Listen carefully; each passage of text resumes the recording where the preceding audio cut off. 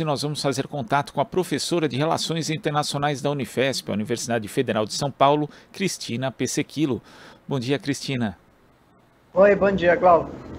Cristina, a guerra na Ucrânia completou a marca de 100 dias na última sexta-feira e ainda não existe, ao que parece, nenhuma perspectiva de um acordo de paz. O presidente da Rússia, Vladimir Putin, alertou nesse domingo, inclusive, que Moscou atacará novos alvos se a Ucrânia receber mísseis de longo alcance do Ocidente. Isso por conta também da declaração dos Estados Unidos, que anunciou semana passada que forneceria aos ucranianos um sistema avançado de mísseis. Que avaliação você faz e que perspectiva a gente tem desse conflito a partir do atual cenário, Cristina? Bom, o cenário é bastante difícil e ele tem se prolongado de uma maneira muitas vezes artificial por conta do envolvimento das potências ocidentais, principalmente os Estados Unidos, que pressiona muitos dos membros da União Europeia a também enviar armas para a Ucrânia, né, e também ajuda em termos de treinamento de soldados, entre outras coisas.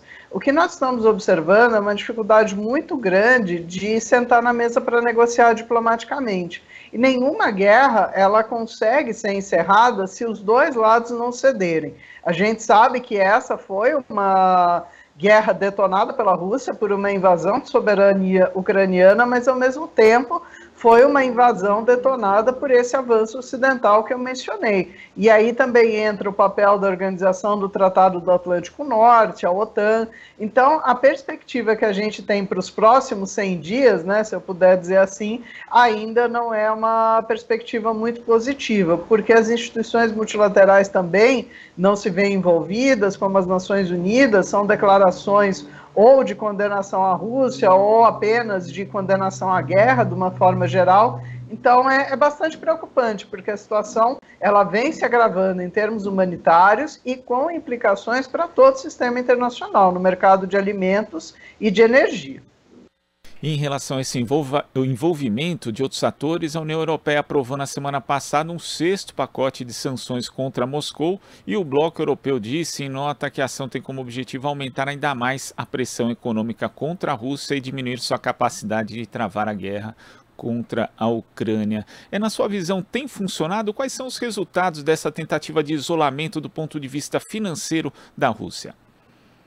Do ponto de vista financeiro, Glauco, o pessoal que está nos ouvindo, assistindo, tem tido um certo efeito, né? A Rússia ela tem dificuldades em pagar as suas dívidas, né, os seus empréstimos no Ocidente, tem tido dificuldades também em receber pelos seus produtos energéticos, né, principalmente o pagamento de gás e petróleo. Existe até uma exigência de que esse pagamento seja feito em rublos, né, para que se possa driblar sanções econômicas. Muitas empresas ocidentais saíram da Rússia, então efetivamente há um impacto na economia, né? Isso a gente tem a válvula de escape que a China oferece para a Rússia, também a Índia, de certa forma, mas ainda assim nós vivemos num cenário de globalização onde todas as economias são interdependentes. O que acontece, porém, e isso eu acho que a parte da mídia ocidental, né, grande parte dela, tenta não expor de uma maneira muito clara, é o fato de que para as companhias ocidentais isso também tem um efeito.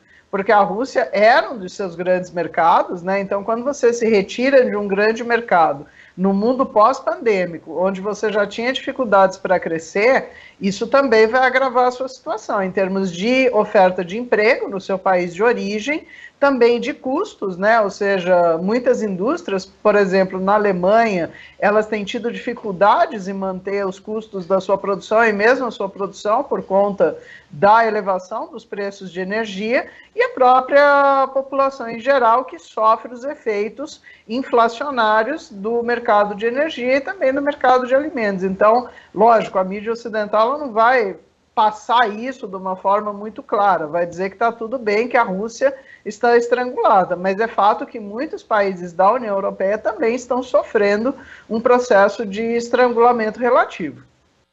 Agora temos, como você observou, grandes companhias que foram afetadas por essa situação, tiveram que acompanhar digamos, a diplomacia de alguns países da União Europeia e do próprio Estados Unidos de tentar isolar a Rússia. Pode haver, então, nesse caso, já que elas estão sofrendo, muitos países, principalmente do continente europeu, também já têm consequências econômicas sérias em função desse conflito. Pode haver uma pressão no sentido oposto, ou seja, de que chegue logo um acordo de paz justamente para cessar esses efeitos desse isolamento, não só para os países, mas também para esses grandes conglomerados? Ah, com certeza. Eu acho que existe hoje toda uma visão, né, até romantizada da guerra, de como que você lida com as questões econômicas, como que você lida com as questões dos refugiados, que esquece desse lado humanitário, mas também esquece do lado prático, que é a existência de economias capitalistas e empresas e pessoas que pagam seus impostos e querem boas condições de vida.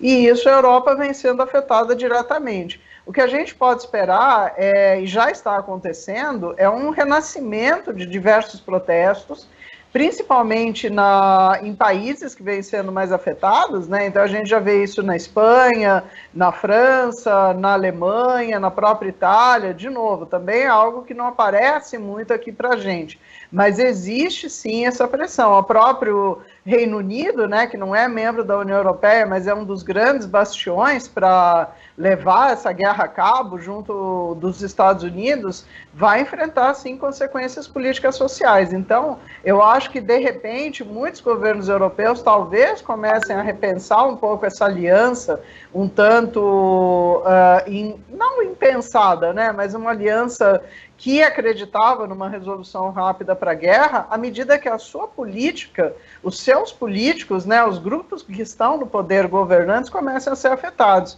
E isso alimenta muito também a extrema-direita, né? Então, é uma situação que a gente vê, já teve reflexos na eleição francesa, com o crescimento da Marine Le Pen no segundo turno, né? Uma votação inédita para a extrema-direita na França. Então, isso vai tendo consequências que vão gerando essa bola de neve. E as grandes empresas certamente também vão buscar uma válvula de escape, uma solução para a perda do mercado russo. E essas consequências, além dos países do continente europeu, também podem atingir os Estados Unidos. A gente tem, inclusive, eleições de meio de mandato no país. Isso pode acabar interferindo no cenário, pode aumentar a pressão para que Joe Biden cesse, na verdade, esse apoio que os Estados Unidos têm dado de forma quase incondicional à Ucrânia nesse contexto do conflito com a Rússia? Ah, também. Os Estados Unidos são uma situação bastante peculiar. O Joe Biden, ele está com uma popularidade extremamente baixa, né? Como você mencionou, Glauco, nós temos eleições de meio de mandato em novembro, né? Para quem está nos assistindo, o que isso significa? Significa eleições que elas ocorrem para o Senado e para a Câmara. Aqui nos Estados Unidos tem um poder muito maior do que aqui no Brasil, por exemplo. Eles decidem muitas políticas, eles têm a capacidade de barrar iniciativas governamentais e levar à paralisia um governo. Então, vamos imaginar um cenário onde os democratas, eles percam a maioria na Câmara, no Senado eles ainda não têm, ou seja, uma situação onde os republicanos avancem. Isso também tem impactos nas eleições presidenciais deles.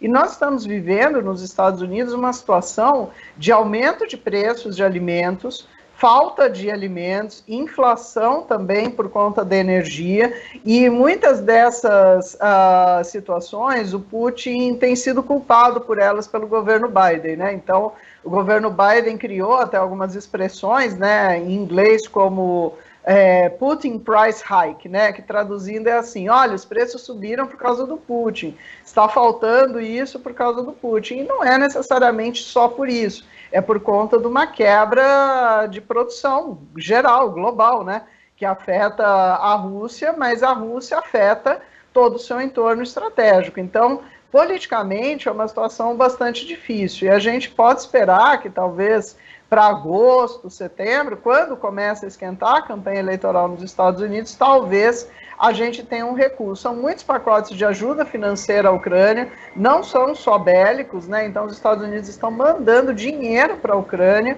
e dentro de casa a impressão estamos à deriva, estamos numa crise de armas, né? As pessoas estão cada dia mais insatisfeitas, frustradas, é uma polarização que cada dia mais cresce, então é algo que já era presente na política americana e que vem se agravando e que pode também, né, como eu falei, ter custos ainda maiores na opinião pública para as pretensões eleitorais dos democratas em novembro.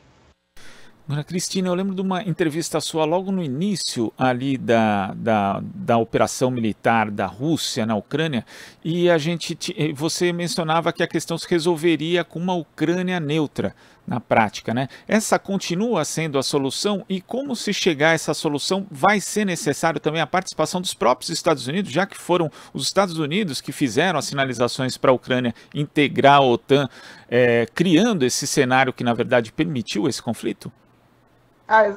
Exatamente, não tem outra solução. Eu acho interessante que a questão da Ucrânia neutra é algo que a gente vem discutindo em termos de política internacional mesmo, desde o final da União Soviética, lá nos idos de 91. E isso não é uma coisa que é desconhecida, né? Grandes estrategistas americanos, mesmo estrategistas que sempre foram muito envolvidos com o governo, né? Alguns já vivos, outros já falecidos, falecidos como o Zbigniew Brzezinski, o Henry Kissinger, que até recentemente falou no Fórum de Davos exatamente sobre essa questão, né? Ele até chegou a ser cancelado pelo pessoal da Ucrânia, algumas redes sociais, porque ele disse exatamente isso. Olha, nós estamos numa situação na qual a Ucrânia precisa ser neutra. Não tem como ela entrar no OTAN, mesmo na União Europeia, é algo arriscado,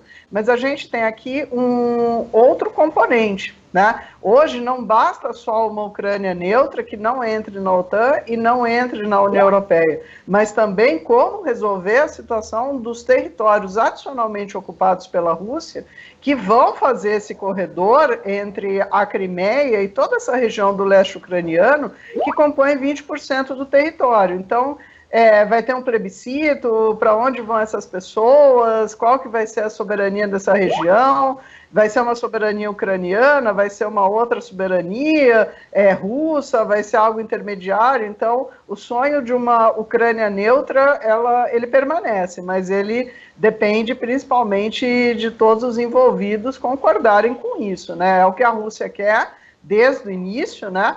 Mas é o que a Ucrânia, por enquanto, não coloca na mesa de negociação, a não ser assim, de vez em quando eles falam, olha, a gente vai sentar, vai conversar, mas a todo momento a gente vê um recuo dessa posição, até porque os Estados Unidos e a União Europeia prometem novas armas, mais dinheiro, e a coisa vai se prolongando, como eu falei, artificialmente. E, Cristina, você falou também da questão da participação dos organismos multilaterais, que tem sido uma participação muito pífia, para dizer o mínimo, né? Não só nesse contexto do conflito da Rússia com a Ucrânia, mas em outros, né? Desde a invasão dos Estados Unidos no Iraque, também no Afeganistão, a ONU e outros organismos multilaterais não têm sido capazes de promover negociações efetivas, né? E nem de forçar também os países, até porque vários deles não aderem a legislações importantes do direito internacional, como os próprios Estados Unidos e a Rússia, no caso. É preciso discutir, colocar na mesa um novo tipo de governança global para evitar, inclusive, que esse tipo de situação se repita? Então, a governança internacional está claramente desatualizada há um bom tempo, e aí a gente não fala só de Nações Unidas, mas de Banco Mundial, FMI, porque quando esse sistema multilateral ele foi construído em 1945, a gente tinha uma fotografia de poder que eram os vencedores da Segunda Guerra Mundial. Hoje, os países emergentes, como China, Índia, o próprio Brasil, eles estão subrepresentados. E isso leva ao travamento dessas instituições e também das próprias negociações multilaterais. E aí, Glauco, eu acho que uma coisa que a gente tem sempre que lembrar é o seguinte: as organizações internacionais multilaterais, elas são compostas de estados também. Então, são os próprios estados que fazem com que elas funcionem melhor ou pior. E desde antes até dessa invasão do Iraque, que você mencionou em 2003, mas também outras guerras, outros eventos, as instituições multilaterais, elas vêm claudicantes, elas não conseguem colocar os países para sentar para negociar. Mas aí vem a questão, se os países não quiserem, elas em algum momento vão conseguir? A resposta é não, porque a OI ela é uma soma das partes. Então há, lógico, uma falta de legitimidade por conta de desatualização dessas instituições, mas também há uma grande parte de culpa dos estados que preferem levar a sua agenda internacional em termos de diplomacia Estado-Estado ou guerra Estado-Estado, do que recorrer a esses organismos, né? Então, aí eu acho que a gente tem uma conjuntura que ela leva à utilização, muitas vezes, instrumentalização dessas organizações para os interesses dos estados, e aí de todos, né? E a gente tem, como você falou, uma situação no mundo hoje, parece que a gente está falando aqui, só tem guerra na Rússia e na Ucrânia, e a situação é muito grave em várias localidades do mundo, não é só lá. E nós temos a crise Israel-Palestina, que continua, a crise no Iêmen, nós temos vários países, não só as grandes potências, mas vários outros estados que, como você falou, não respeitam o direito internacional. Então, tem que haver um repensar, porque você colocar em xeque um sistema que ele sempre foi falho, mas que ajudava muito a funcionar nas relações internacionais, as negociações políticas e econômicas, você não pode jogar ele fora. E é isso que os estados, de uma certa maneira, estão fazendo hoje, porque eles pensam cada vez mais só nessa política Estado-Estado, como eu falei, no seu interesse nacional. E em relação justamente a essas guerras, né, guerras e conflitos que acabam tendo pouco destaque, eu queria que você falasse a respeito do papel da mídia, que inclusive nesse conflito da Rússia com a Ucrânia, inclusive houve levantamentos mostrando que o destaque, por exemplo, na mídia dos Estados Unidos foi maior até do que da guerra do Iraque, né, em termos proporcionais. Então, como é que você vê essa cobertura que tem sido feita e também esse ocultamento mesmo de tantas outras situações de conflito que acontecem no mundo e são algumas tão ou mais graves até do que essa? É uma guerra de narrativas, né? Eu acho que ao longo do tempo a mídia ela foi mudando, né? Com novas formas tecnológicas. Você tem hoje acessos diferentes, formas de pensar diferentes. A notícia ela chega de uma maneira muito imediata que facilita a disseminação de fake news, facilita também por esses meios, né? Essas mídias eletrônicas, até aqui, né? O que a gente está conversando hoje por uma forma diferente, né? De fazer notícia, de bater um papo. Isso mudou muito, né, a forma como a divulgação é feita. E a guerra, ela sempre teve na mídia um amparo, né? Ela sempre teve uma outra arma. Só que agora mudou, porque há muito mais acesso. Então, há uma preocupação, e essa preocupação é a da diversificação de informações. A gente não pode se informar de uma só fonte, a gente tem que buscar as informações de todos os países, mas também filtrar, né? Entendendo que pode existir fake news aí, entendendo que pode existir uma manipulação dos grandes conglomerados, né, de mídia. Hoje também, nas campanhas políticas, nos Estados Unidos, inclusive, antigamente a gente falava, olha, quem coloca dinheiro na política americana é o complexo industrial militar.